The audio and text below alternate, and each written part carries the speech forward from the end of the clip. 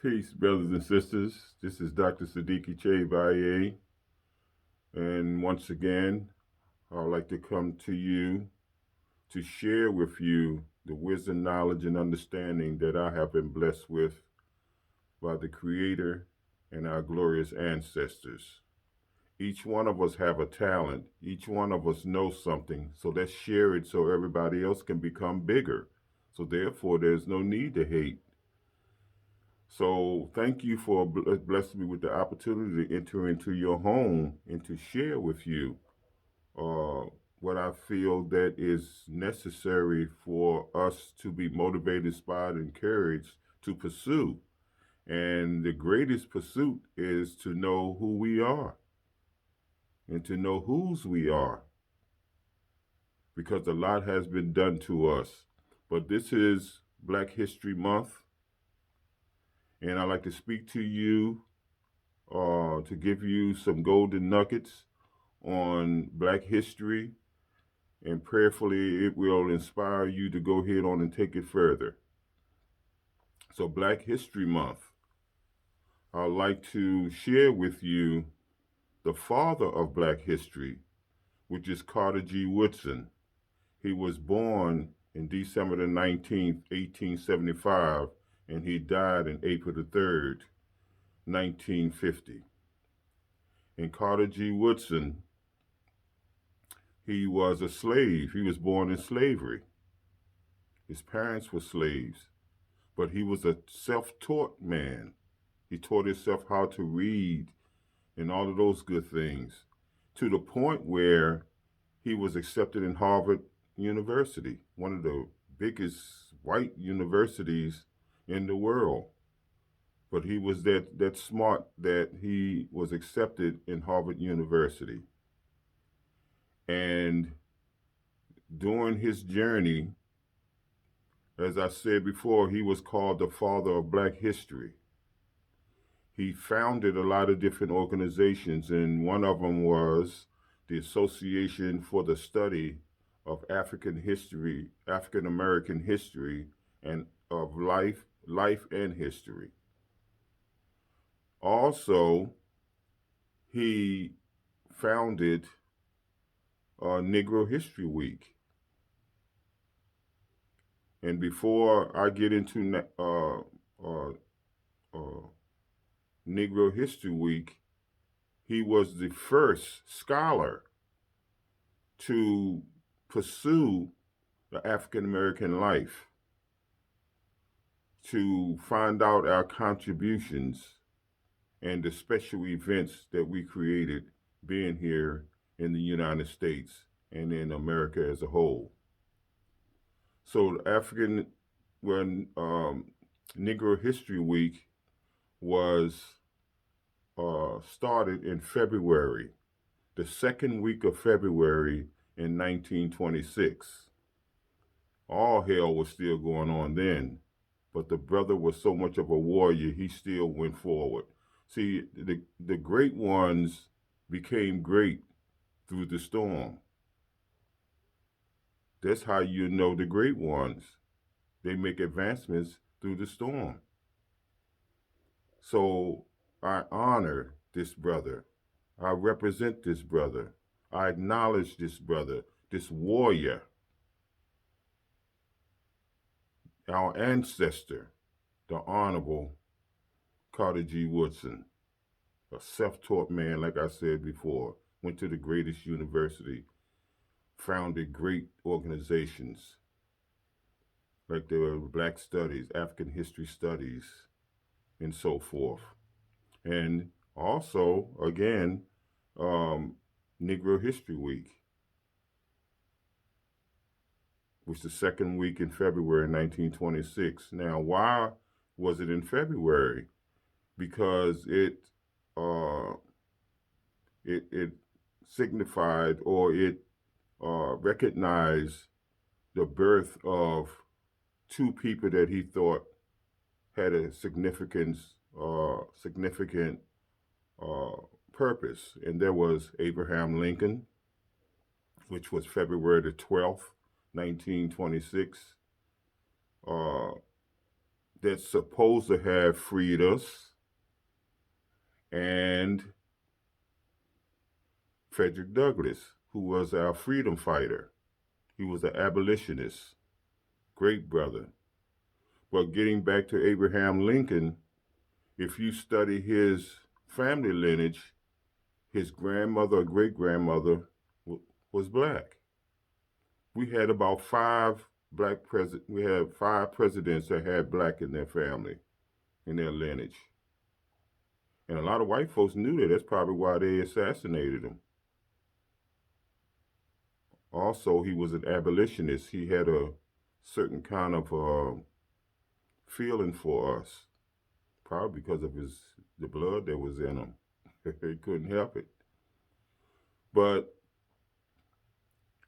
the Negro History Week was based on the contributions that we made as an African American people and the special events that was going on through our history. That was the whole purpose of Negro History Week. And all black communities back then celebrated those that week. It was a glorious time, something that we can feel good about, something that we can reflect back on during these hellish kind of conditions that we were in. So we must take part in these things because another reason for our warrior uh, to fight to fight as a founder of Negro History Week is because he wanted to, kind of convince these white folks that we had a great contribution to the history of this country, of the United States. We had hands in all great things. We the ones that gave the world civilization. So he had the courage to approach these white folks to let them know that we are great also and we need to be respected. So in 1976,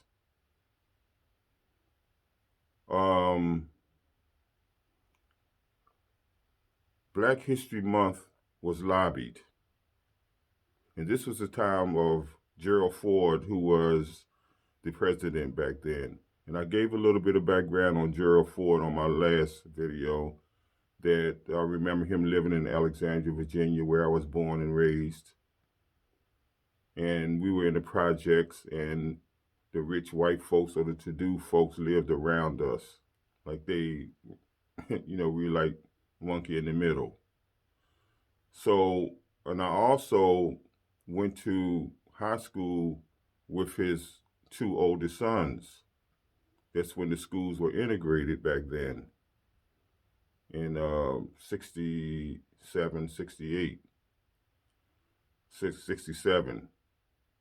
So we played football together, me and his second oldest son, Jack. And we were co-captains of the football team. And if you can remember the movie that Denzel Washington played the coach, the Honorable Ancestor Herman Boone, he Remember the Titans was the name of the movie. And that's my part of my background. And Coach Herman Boone is the one that was responsible for helping me get into Temple University in Philadelphia to play football. So that was a glorious time. Thank you, Warrior and Ancestor, for blessing me with these opportunities, giving me some direction. And I would never, ever take that for granted. So back in 1976, it was lobbied to have Black History Month. Not so much that we were only a month, but because we, what was the main reason was to acknowledge that we played an important part in the history of the United States, made great contributions. And not only that, to increase the black uh, the black visibility of the life in our history, because they always portrayed us as buffoons, clowns, nothing but entertainers, and for white folks and all of this kind of stuff. And if you can remember that they even had white folks painting their faces black and on the movies and everything, and portrayed us as raping white women, nothing but thugs, murderers, jokers, you know. So, but that didn't. That was done purposely to instill it in, especially white folks' minds, and that was part of the reason why a lot of the clans were developed. A lot of these white racist groups, which is still today, 2021, the year of 2021, still. Look at our former president now, President Trump. President Trump. Well, what's the difference? So the stuff is still going on because we need to raise our consciousness to another level where we can put a seal on this thing, a cap on this thing, because it's up to us. So in 1976, they lobbied for Black History Month, but it wasn't officially established till 1986. That's like 10 years later. So they would do anything they can to prolong the awareness and the contributions of us, because they don't want us to know how great we are. We are the original people. Therefore, we are the chosen people. Therefore, we are the children of God. Therefore, we are the caretakers and have dominion over everything that God created. And everybody know that. That's why they hate us so much, because they wanted to be that. So, but along the way, we lost sight of ourselves through them taking us over, taking life for granted to a degree. And they come in and took us over. They had the gun in one hand and the Bible in the other hand. I'm just telling you the truth. I know a lot of people get mad when I mention this Bible thing, but they made the Bible white nationalism, when in fact the figures were us. They always talked about Egypt. They always talked about Ethiopia. Those are countries in Africa. They were us. Look at the descriptions of what the Psalms say. I am black and I am crumbling. What? Did we read over that? How about the description of Jesus? Woolly hair, feet of burning brass, which is black, eyes of fire, which is red eyes that are from the sun. They were us. Now, if they said that color doesn't matter, then why don't they tell the truth?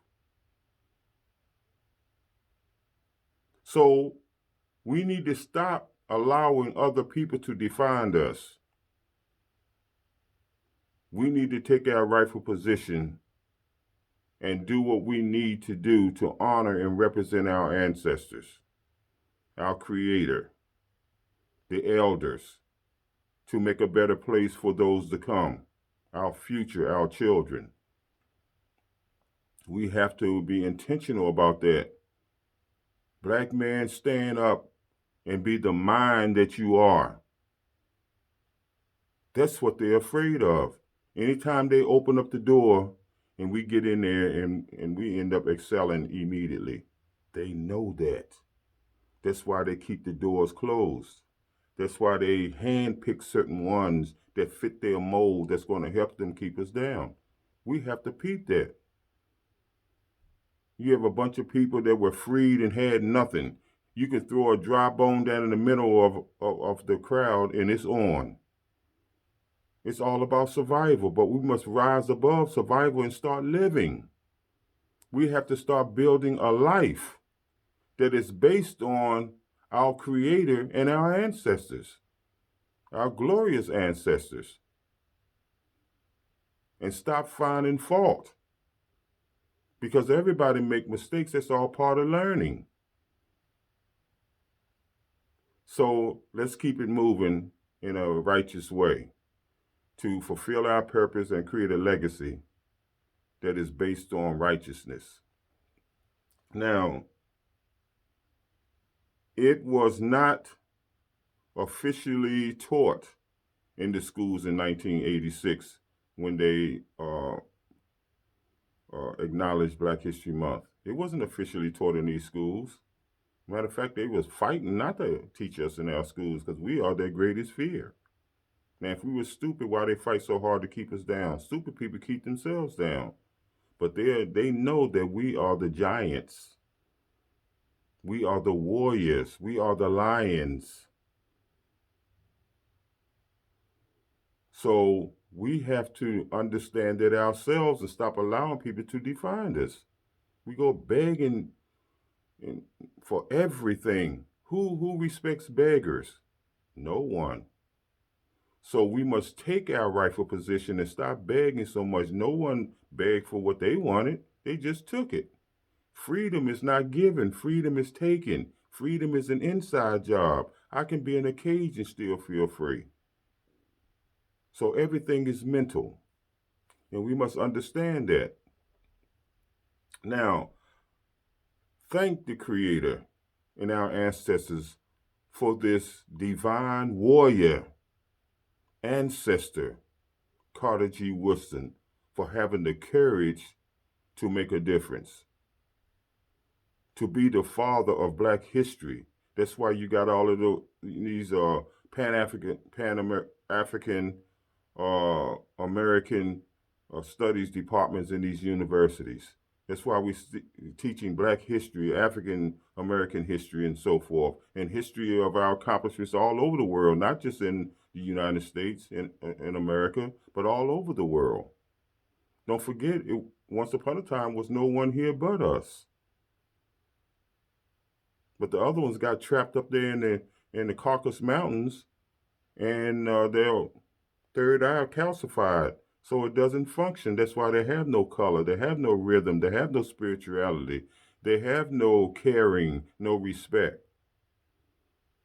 And they ate mostly meat up there. That's why they love dogs so much, because the dogs help them hunt the meat.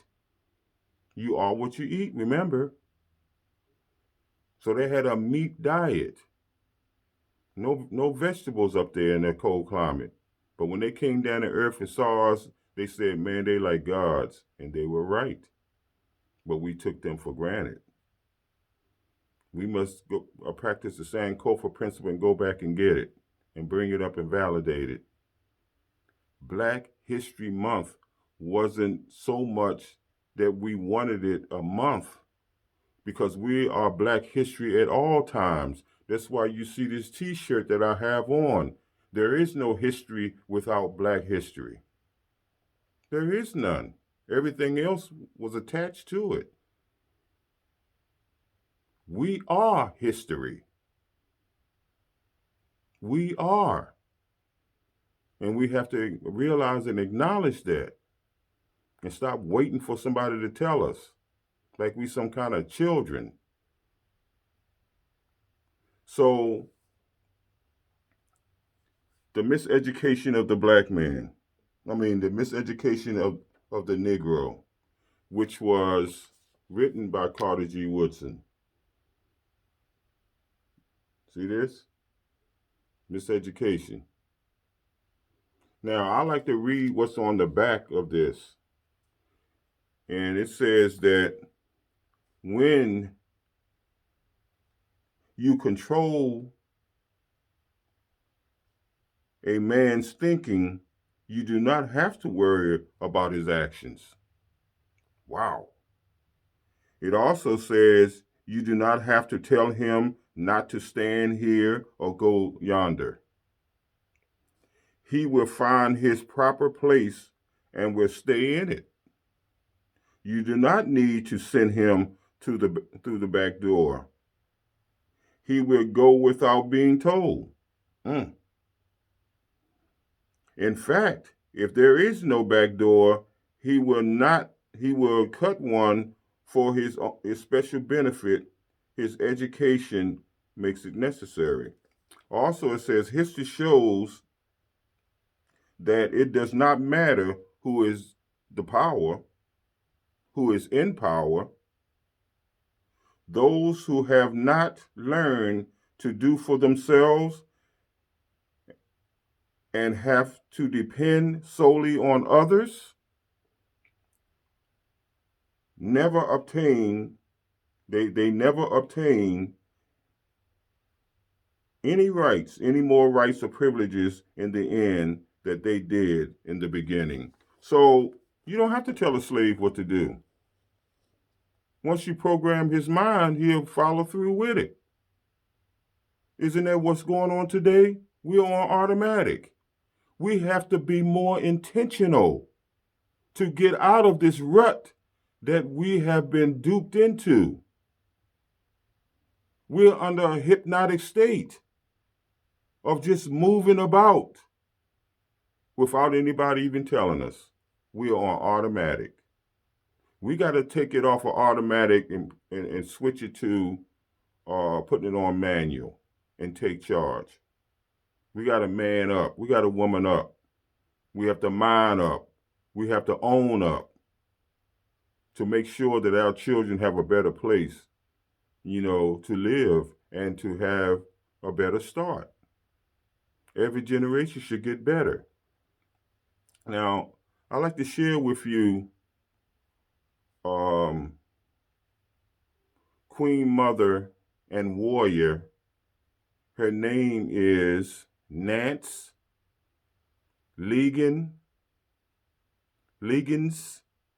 Carsley. Nance, Nance. Legans is Legins. Carsley is Costley. She was the first freed person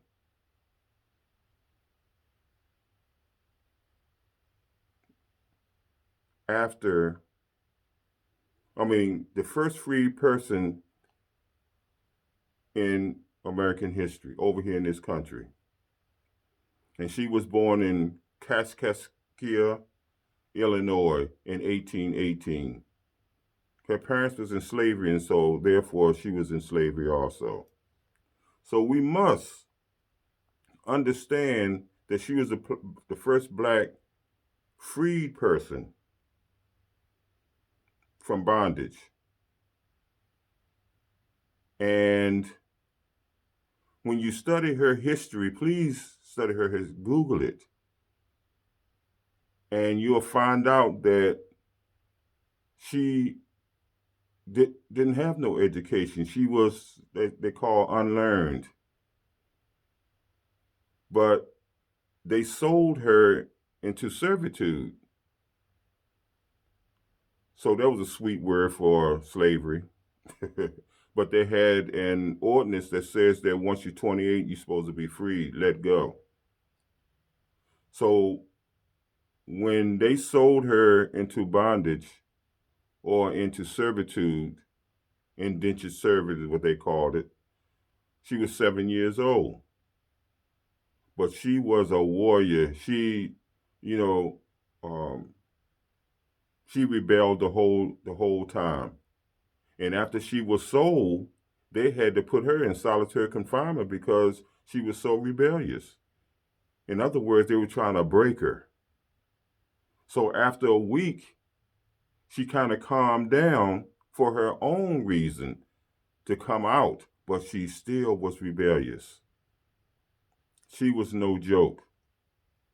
Study this person. She was the first freed person in bondage.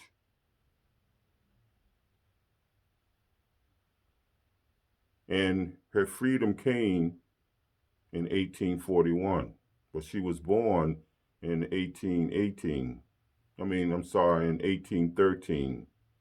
But don't forget, Emancipation Proclamation came in 1818. They prohibited slavery in Illinois. Illinois wasn't a part of the United States, but after it became a part of the United States in 1818, they prohibited slavery, but they still had it. They changed the name from slavery to indentured servant. What a sweet term. but the conditions were the same.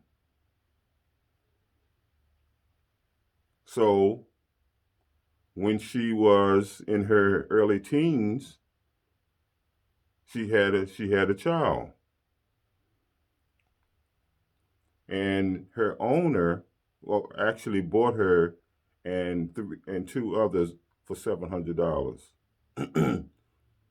But her owner was ready to relocate when she was in her early teens to go to Texas, from Illinois to Texas. But she had a child, and she was also pregnant. So the slave owner said, "Wait a minute, I don't want to take her with me because she'll be attracting too much attention, because she was single, but she had a child and she was pregnant."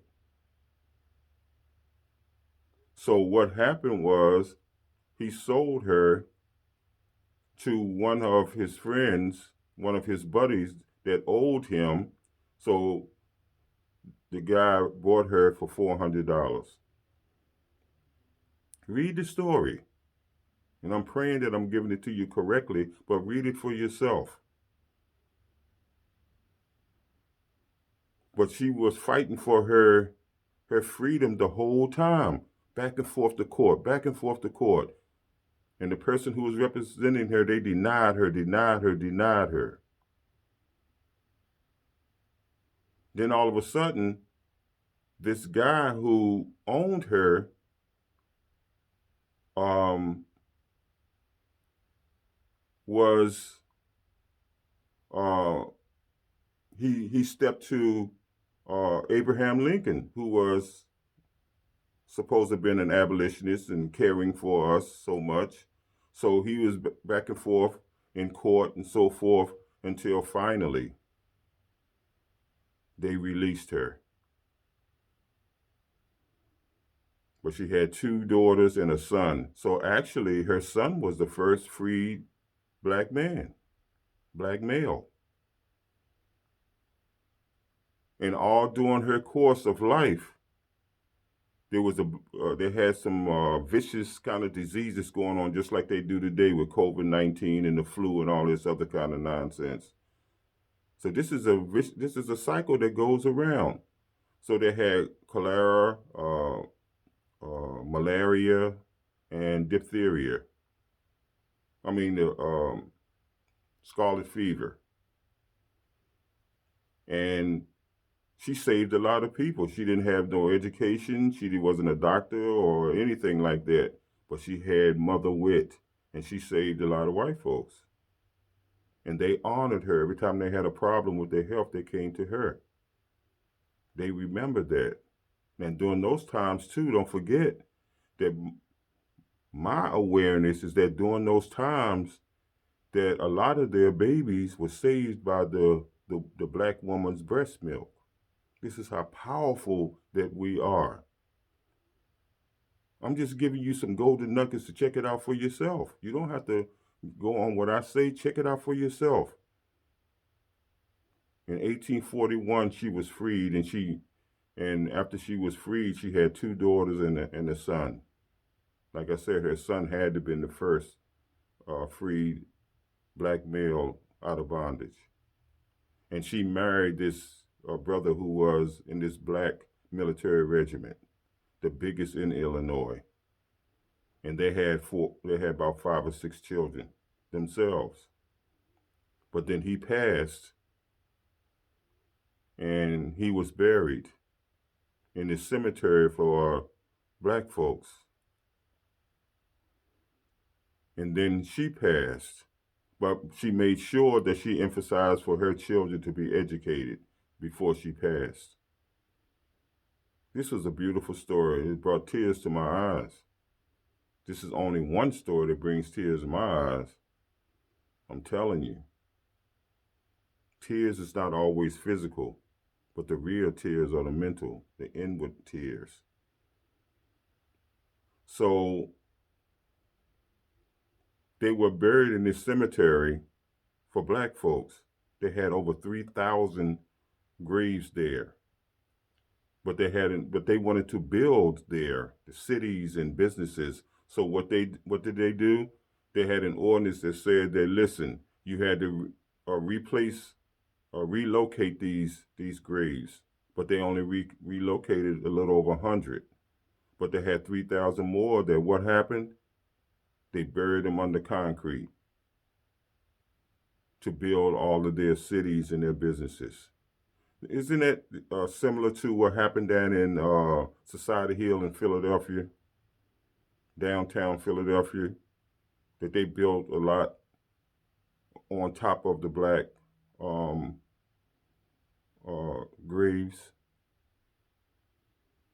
the area where the Honorable Richard Allen was with the AME Church and Absalom Jones. I think he was the founder of the Presbyterian Church because they was tired of staying up top, in the balconies. So they created their own religion. Man, we're something else, man. In the midst of the storm, we still can think and do the right thing. And all of us got it in us. So we must tap into the powers of God that's already within. Keep the connection with the spiritual ancestors because we are the ancestors having a spirit of we are the ancestors having a human experience. That's why we pass on. But this 2% goes back to the earth, and the 98% goes back to the force to transform into our next journey.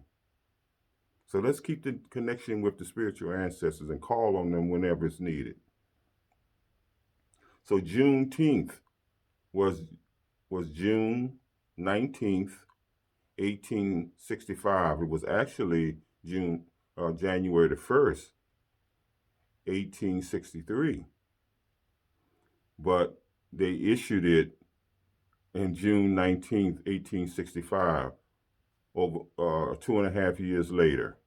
And it celebrated us. And how was the celebration? It was our proclamation. It was our freedom time. Emancipation Proclamation. It was when they so-called freed us. So that we named it Juneteenth. And what did we do to celebrate it? We had prayer meetings, and we sing spiritual songs. When we get together and start singing and everything, making a joyful noise, it's on.